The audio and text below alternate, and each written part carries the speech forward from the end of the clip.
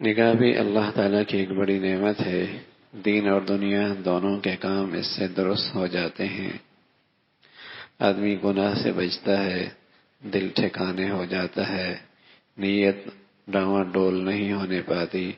بڑی بات یہ ہے کہ فائدہ کا فائدہ، ثواب کا ثواب، کیونکہ میاں بیوی کا اللہ کا حکم سمجھ کے پاس بیٹھ کر محبت کی، پیار کی باتیں کرنا، ہنسی دل لگی میں دل بہلانا نفلی نمازوں سے بھی بہتر ہے،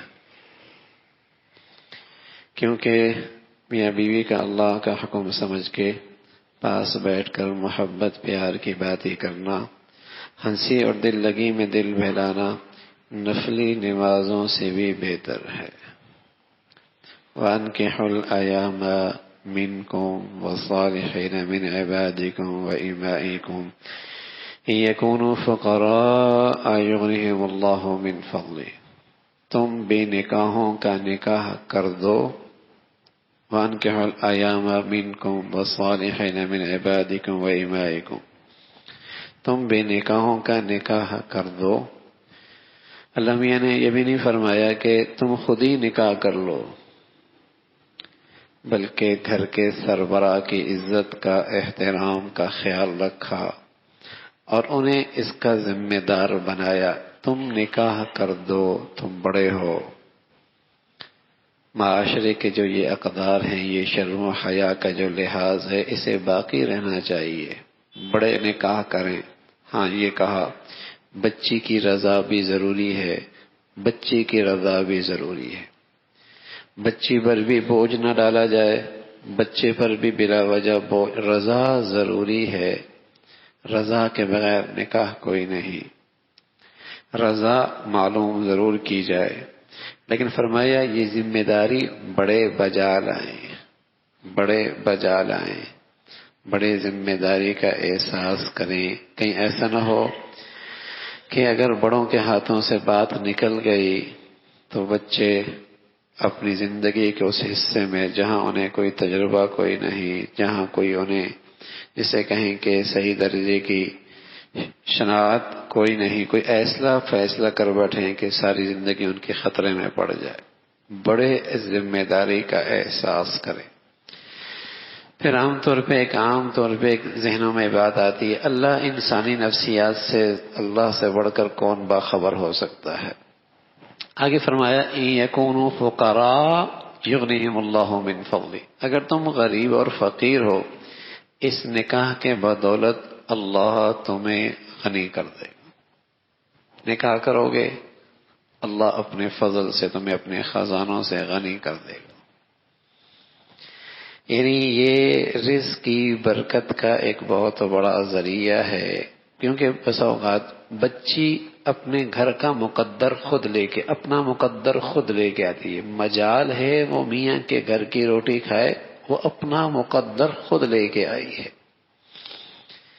وہ اپنا رزق خود لے کے آئی ہے۔ جو اس نے کھانا ہے ہو سکتا ہے اس کا زیادہ ہو، اور اس کی بدولت اللہ رب العزت اس گھر میں بھی برکت دے دے، ورنہ اس گھر میں تو کمی ہونی ہی نہیں، اس لیے کہ وہ اپنا مقدر لے کے آئی ہے۔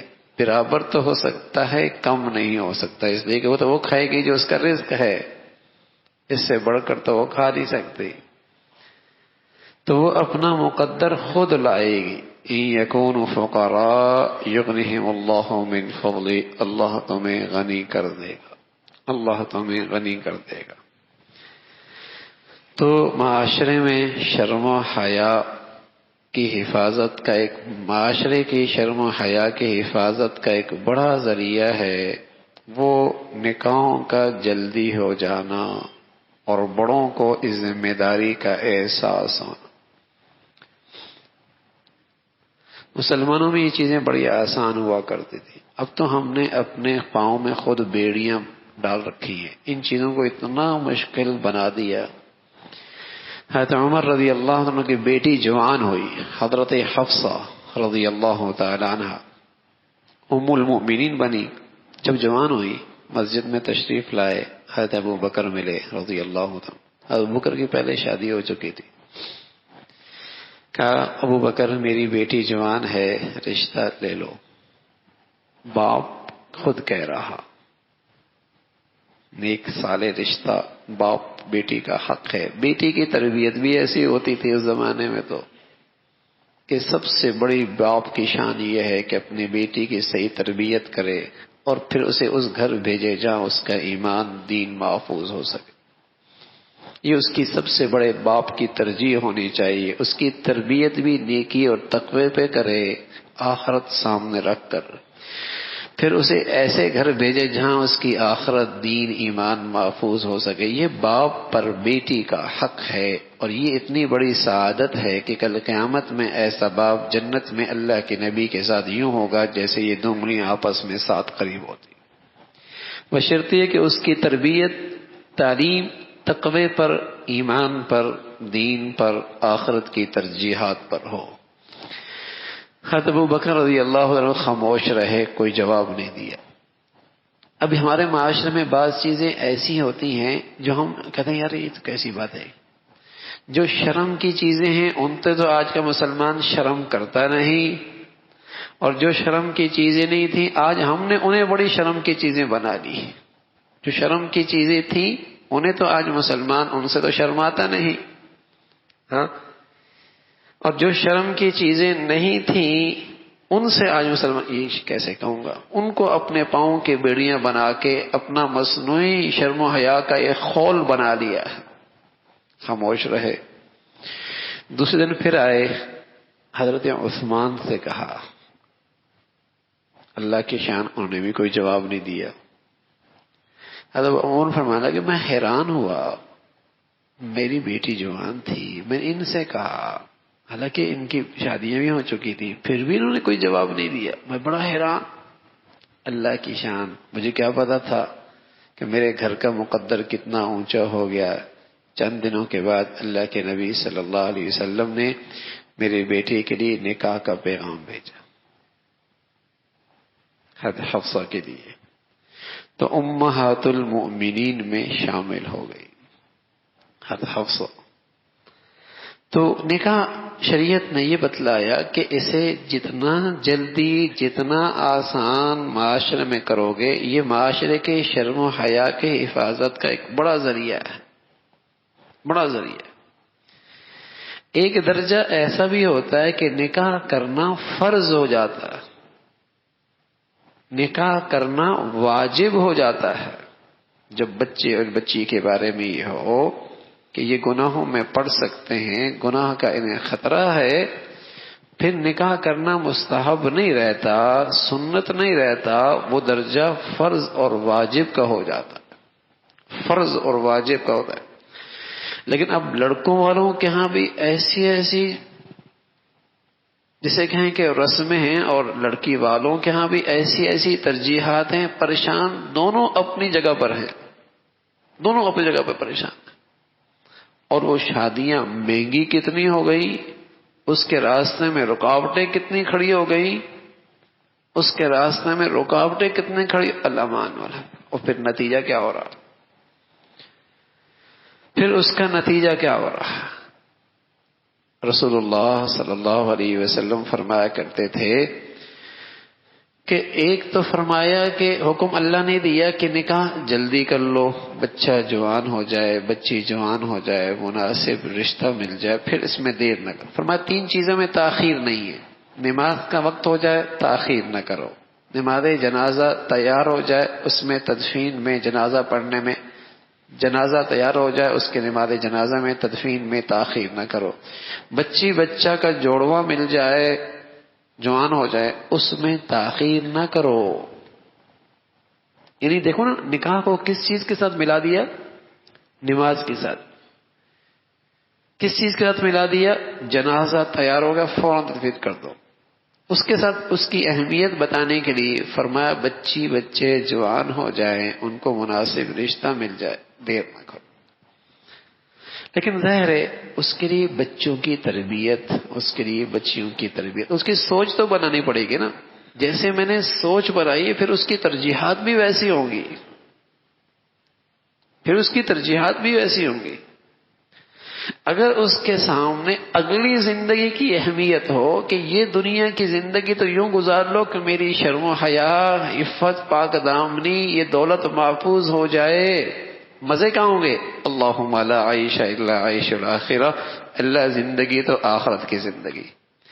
اگر اس کی ذہن سازی یہ کر دے کہ بس دنیا ہی میں سارے مزے لوٹنے، دنیا ہی میں اس کی تو پھر اتنی ترجیحات ہوں گی اور اتنی منصوبہ بندی ہوگی اور اتنی امیدیں بنائے بیٹھا ہوگا کہ وہ تو پھر اس دنیا میں بس اوقات پوری نہیں ہوتی،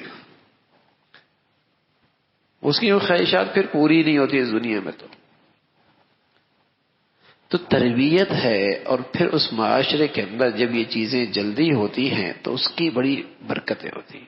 اس لیے رسول اللہ صلی اللہ علیہ وسلم فرمایا کرتے تھے اعظم النکاح برکتاً ایسرہ مؤونۃ، اس نکاح میں بہت برکت ہے جس میں لڑکی لڑکے والوں پر بوجھ کم، ہلکی پھلکی شادی، لڑکے لڑکی والوں پر بوجھ کم ہو۔ اب لڑکی بھی لے رہے ہیں، سارا گھر بھی لے رہے ہیں، انا للہ و انا الیہ راجعون، تو وہ تو پھر اپنے گھر میں لڑکی کا پیدا ہونا وبال سمجھیں گے نا، کہ لڑکی جہاں جائے گی گھر بھی دینا پڑے گا، ایک فلیٹ بھی دینا پڑے گا، 5000 گز کوٹھی بھی دینی، 500 گز کوٹھی بھی دینی پڑے گی، وہ تو پھر لڑکی آنے پر تو اس عورت کو کوسیں گے نا، پھر تو وہ وبال سمجھیں گے کہ لڑکی بھی آئی اور ایک مصیبت آئی کہ اب اسے دینا پڑے گا۔ جیسے مشرکین مکہ میں، کفار میں یہ بات تھی، وہ کہتے تھے کہ بچی آ گئی تو یہ کس کام کی، یہ تو گھوڑے پہ سواری نہیں ہو سکتی، یہ تو جنگ ہی نہیں کر سکتی، یہ تو دشمن کا مقابلہ بھی نہیں کر سکتی، تو وہ عورتوں کو وراثت سے محروم کر دیا کرتے تھے اور کہتے تھے یہ تو خرچہ ہی خرچہ ہے۔ اور جب وہ ہوتی تھی تو بس اوقات بعض سنگ دل ایسے ہوتے کہ اسے زندہ جا کے دفن کر دیا کرتے تھے، بعض ایسے سنگ دل ہوا کرتے تھے کہ اسے زندہ دفن کر دیا کرتے تھے، اور جب انہیں پتہ تھا کہ بیٹی ہوئی ہے احدهم بالانثى ظل وجهه مسودا وهو كظيم، چہرے سیاہ مارے غم کے، چہرے سیاہ مارے غم کے، بیٹی ہو گئی۔ پھر سوچتے ساری زندگی اس ذلت کے ساتھ اس بچی کو برداشت کر لیں یا جا کے کام نمٹا دیں اور اسے مٹی کے اندر جا کے دبا کے آ جائے، دو میں سے ایک چیز کو وہ سوچا کرتے تھے۔ یہ کیوں تھا؟ اس معاشرے کے اندر بھی بچی کے سلسلے میں یہ رسم و رواج تھے، بوجھ سمجھتے تھے۔ آج ہمارے ہاں بھی بچیوں کے لیے، بیچاریوں کے لیے، ماں باپ کے لیے ان کے لیے راتوں کی نیندیں کرنا، ان کے لیے آرام ختم ہو گیا، اس لیے کہ ہمارے معاشرے میں اس راستے میں رکاوٹیں، مسائل اتنے کھڑے ہو گئے کہ اس نے اتنا لے کے آنا ہے، اور اگر نہیں لے کے آیا ساری زندگی بیچاری اس کو کوسا جاتا ہے، ساری زندگی تانے ملتے ہیں اسے، ساری زندگی تانے ملتے ہیں۔ تو معاملات کا سلسلے کا یہ ایک بڑا دین کا حصہ ہے، معاملات کی زندگی کا، معاملات کا جو دین ہے اس کا ایک بڑا حصہ ہے کہ مسلمانوں کے جو معاملات ہیں وہ بھی شریعت کے مطابق ہوں۔ عبادت تو ایک حصہ ہے نا، اگر پورے دین کے 4 حصوں کو تقسیم کیا جائے، ایک حصہ عبادت کا، 3 حصے معاملات کے، 3 حصے معاملات کے۔ ہمارے ہاں فقہ کی کتاب پڑھائی جاتی ہے، اس کے 4 حصے، ایک حصہ عبادات کا ہے، 3 حصوں کا تعلق معاملات سے، معاملات کی زندگی، اس میں معاشرت بھی آ جاتی ہے۔ تو معاملات کا دین ایک بڑا حصہ ہے، وہ بھی شریعت کے مطابق ڈھالنا ہے کہ ان چیزوں کو، اچھا پھر ظاہر ہے یہ فوراً آج کے اولاد کے اندر یوں فیصلے نافذ کرنا مشکل ہے، اس کے لیے ظاہر ہے ان کی ذہن سازی ہے، ان کی تربیت ہے، اور انہیں آخرت کی عظمت، اہمیت اتنی ہو کہ دنیا کے معاملے میں تو ان کی یہ سوچ ہو کہ میرا دین بچ جائے، بس کہیں ایسا نہ ہو کہ میں یوں اکیلا تنہا رہا تو میرا دین کہیں خطرے میں نہ آ جائے، دین خطرے میں نہ رہے۔ تو اس لحاظ سے ضروری ہے کچھ نہ کسی درجے مناسبت بھی ہو، لیکن اس قوم کی، اس خاندان کی، اس علاقے کی یہ اتنی ترجیحات ہیں، ہم نے اپنے پاؤں میں خود بیڑیاں بنا لی اور پھر شادی کے لیے جو اخراجات ہیں الامان والحفیظ. تبھی تو کہتے ہیں اب تک پاؤں پہ کھڑا نہیں ہوا، پاؤں پہ کھڑا نہیں ہوا. حالانکہ پاؤں پہ کھڑا ہوتے ہوتے اس بیچارے کے گھٹنوں میں درد شروع ہو جاتا ہے. اب کہتے ہیں پاؤں میں کھڑا نہیں ہوا، اس کے کمر میں درد شروع ہو جاتا ہے. اللہ رب العزت نے اچھے وسائل دیے. ایک آدمی کے اضافے سے کیا ہوتا ہے؟ اگر وہ شرم و حیا کی زندگی گزارا اس گھر میں برکت آئے گی. ایک شخص حضور علیہ الصلوۃ والسلام کی خدمت میں آئے، آ کر کہنے لگے یا رسول اللہ، یہ جو میرا بھائی ہے نا، یہ اکثر آپ کے پاس بیٹھا رہتا ہے، مجھے اتنا وقت نہیں دیتا. تو اللہ کے نبی نے عجیب جملہ فرمایا، اللہ کا ترزق بھی، تجھے جو رزق مل رہا ہے نا ہو سکتا ہے اسی کی برکت سے مل رہا. لعلک ترزق بھی، ہو سکتا ہے تجھے بھی اسی کی برکت سے مل رہا. کون کس کی برکت سے کھا رہا ہے، کون کس کا کھا رہا ہے، کس کو کس کی وجہ سے مل رہا ہے. یہ رزق کے ٹھکانے کھولنا، اسباب اختیار کرنا، یہ تو بہانے ہیں. وہ تو اللہ کا حکم سمجھ کے مسلمان اختیار کرتا ہے. رزق ملتا اللہ کی چاہت سے، اللہ کے فیصلے سے ملتا ہے. لعلک ترزق بھی، تو پتہ نہیں کون کس کی برکت سے گھر میں اضافہ ہو جائے. تو یہ دیکھا جائے کہ جس قدر آسانی ہو، جلدی ہو، سہولت کے ساتھ یہ چیزیں کی جائیں اور سادہ انداز میں. تو نکاح کی بہت ساری شکلیں. بس اوقات نکاح بعض حضرات کے لیے سنت ہوتا ہے، بعضوں کے لیے مستحب ہوتا ہے، اور بعضوں کے لیے نکاح کرنا فرض واجب ہو جاتا ہے. ہاں وہ نکاح کے قابل ہی نہیں ہے، اس کے اندر جسمانی قوت ہی نہیں ہے. ہاں بعض شکلیں ایسے ہیں کہ وہ حق ادا ہی نہیں کر سکتا، تو اس صورت میں اس کے لیے نکاح کرنا حرام ہوتا ہے. مستحب بھی ہے، سنت بھی ہے، نکاح کرنا واجب بھی ہو جاتا ہے، فرض بھی ہو جاتا ہے. اور نکاح کرنا حرام بھی ہوتا ہے اگر وہ اپنے گھر والوں کا حق ادا نہ کر سکے.